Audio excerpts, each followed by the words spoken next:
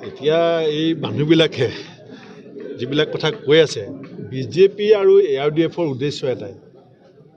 তেওঁলোকে এতিয়া ভিজন ডকুমেণ্টছৰ কথা নেপাতে কেতিয়াবা হিমন্ত বিশ্ব শৰ্মা ডাঙৰীয়া আৰু আজমল ডাঙৰীয়াই চাহ শ্ৰমিকৰ মজুৰি বৃদ্ধিৰ কথা পতা শুনিছে নেকি বানপানী গৰাখহনীয়াৰ কথা পতা শুনিছে নেকি এই কথাবিলাক তেওঁলোকে নেপাতে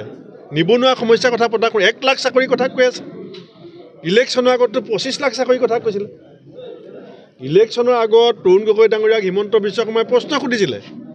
যে অসমৰ 25 লাখ নিবনুৱা সংস্থাপন কেতিয়া হ'ব এতিয়া কৈ থাকে মই 1 লাখ চাকৰি দিম ইলেকশ্যনৰ আগত ক'লে 25 লাখক দিম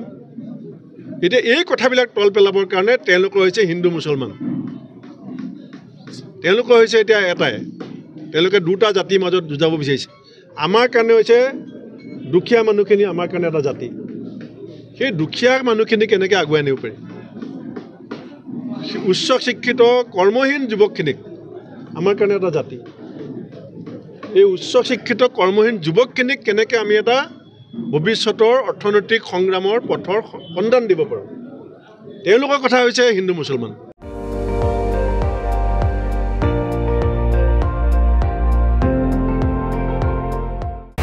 আপুনি চাই আছে ND24